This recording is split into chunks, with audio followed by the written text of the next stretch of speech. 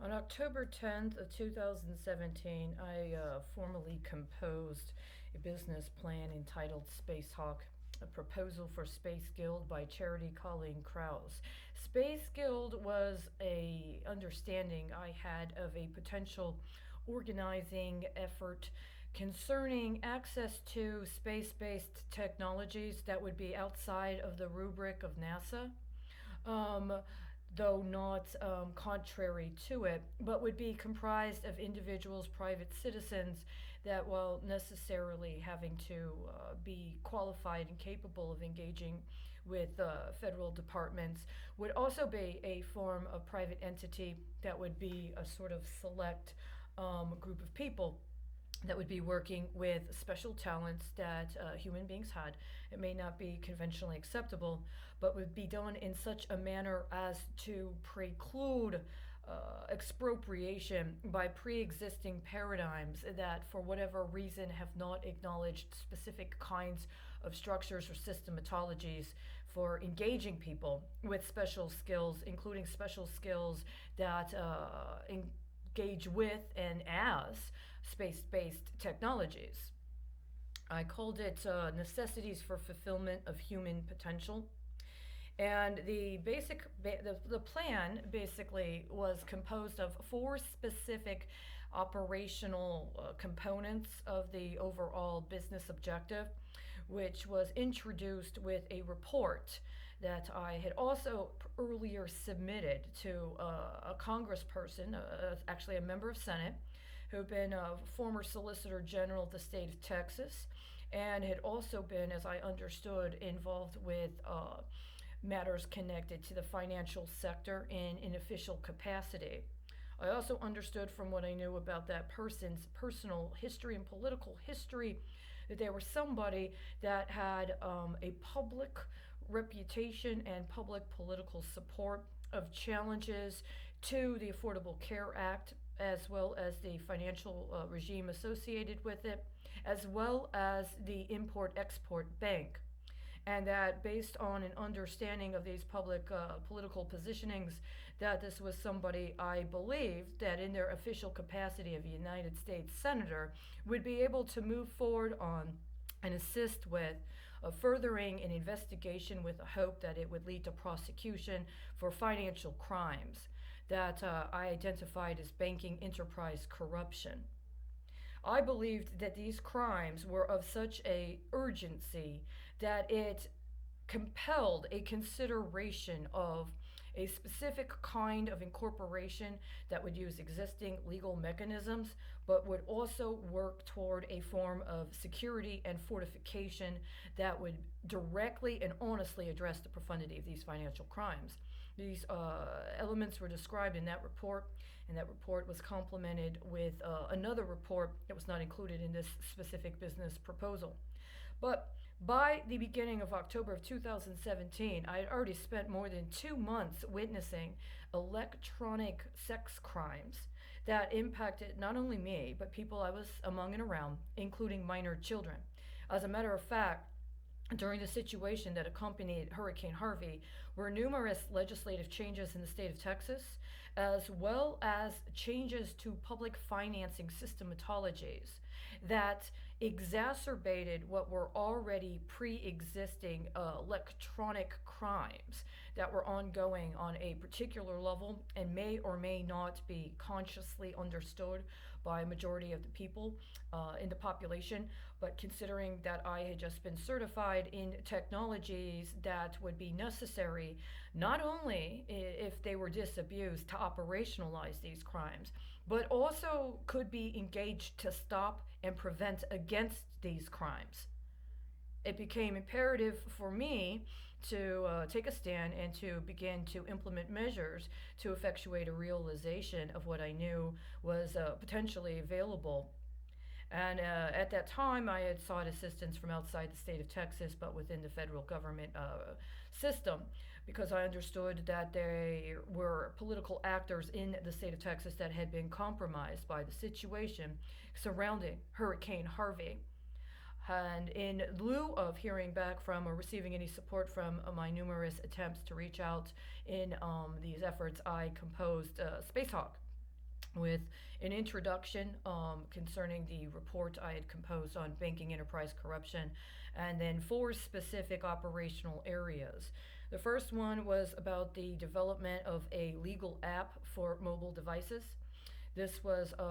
to be a sort of electronic app that would be available to people to use in order to cross reference different jurisdictional considerations, in order to have a sort of layered understanding of compliance measures or legal codes that were at work or potentially involved with matters that were ongoing in people's lives, and was meant to be something that would engage with GPS technology in order to apprise someone of what the relevant jurisdictional considerations were, and that could potentially be cross-referenced with other kinds of electronic accounts and or assignments or ascribements that that person was involved with, so that it could cross-reference and potentially prevent against any sort of encroachment that might be attempting to engage them in whatever activity they were involved with directly, in any sort of derivative process or illicit process about which they were not supposed to be aware.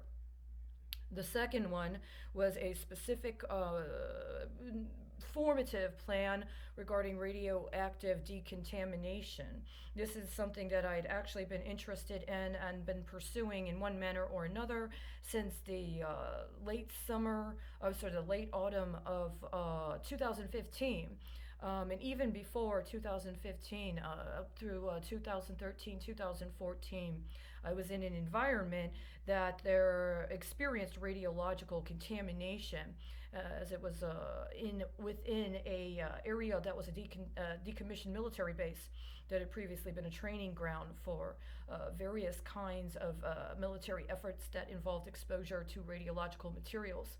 And at that time, I became involved with considerations around environmental remediation, and the specific material conditions of the environment within which I lived at that time had a daily consideration and concern with potential exposure to radiological materials as well as radioactive contamination. And as a result, I began to pursue what would be practical measures, including potential natural measures aimed at bioremediation. I came to learn very shortly, around 2015, that there was actually considerably large-scale efforts to engage in forms of bioremediation, including hopefully in an effort to assist with the cleanup of the Fukushima nuclear disaster. And I have since learned that there were, in fact, serious global efforts, including efforts engaged by other countries in conjunction with Japan to attempt to engage in bioremediation efforts that are not so dissimilar from the one that I proposed. However, there was a very specific kind of project that took into account a variety of specific material factors that I understood were connected to the situation at Fukushima, and would have involved different sorts of novel techniques applied concurrently in order to effectuate a specific strategy. This was not specific and solely to Fukushima, but at the same time took into consideration the profundity of the moment. The third one had to do with a specific kind of chemical weapons neutralization and eradication technique or systematology that I understood was possible. It involved a theoretical design that I have termed angular velocity, having to do with a consideration of actual physical spaces and the sort of resonance within specific kinds of geometric physical structures, as well as the interfacing with people who may have either natural gifts and or have engaged in some form of cybernetic enhancement, and that with consideration of various people's physiological thresholds for transmutation, I believe that there was actually a potential systematology for a form of remote identification and location of potential chemical weapons, as well as a policy and a process by which they could be addressed. I understood, and it is explicitly stated in my business plan, that this is not in any way, shape, or form meant to be a cell model. This is not supposed to be a disparate, disorganized group of clandestine operators that are doing what they're doing either anonymously or under the auspices of some sort of undisclosed classified systematology. In fact, the only way the kind of systematology that I describe can work is with conscious consent and engagement at every step, including an understanding of one's tolerance and thresholds and a capacity to communicate it and to transfer necessary functions in a manner that makes a responsible transition so that there is no abrupt discontinuity that allows for a conflagration. This is about a conscious engagement of one's biophysiological capabilities in attendance with an understanding of potential or already existing cybernetic enhancements in order to literally transmute after identification and location. Issues of consent, especially insofar as there may be consideration of conflict zones or zones that would be hostile to the intercession and or attempt for neutralization and eradication of chemical weapons, are also taken into account with serious profundity. The fourth idea or the fourth proposal was what I called a belted security grid. This is something that was based on my prior knowledge and work in the Department of Public Health, with a specific understanding of different changes that had happened with the diagnostic codes associated with medical treatment modalities. This involved specific understanding of various physiological areas that could be targeted through a cyber attack or an electronic attack in order specifically to engage people in processes of electronic sexual exploitation. The concept was an understanding that a means could be operationalized in order to prevent against a hack or a manipulation of medical records or medical modalities in order to effectuate electronic sexual assault. It's something I had seen, and it's something that I actually tested on myself. It was not meant to be tested on anybody else. It was not meant to be assimilated, and it certainly was not meant to be appropriated and turned into a commercial enterprise by other people. It was a biosecurity mechanism. It worked, but it worked in a manner that revealed a significant profundity of the full implications of the electronic sex crimes that had happened not only against me, but against people in other parts of the world. And unfortunately, in the short time when it did work, it also was visited with reprisal that ended up resulting in 3 terrorist attacks, 2 in Syria and 1 in the United States. After it was hacked, unfortunately, the reprisal was of such a degree that I do not believe I am supposed to be alive. And not only am I not supposed to be alive, but what has been done with this since then are crimes of such a profound magnitude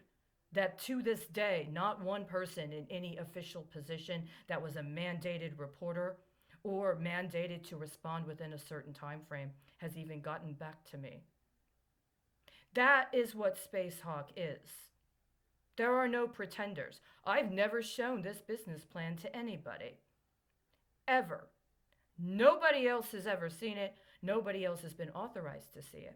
In order for it to be presented, I would first need to hear back from the Department of Commerce, the Department of State, and the Department of Defense. And they have failed to respond since September of 2017.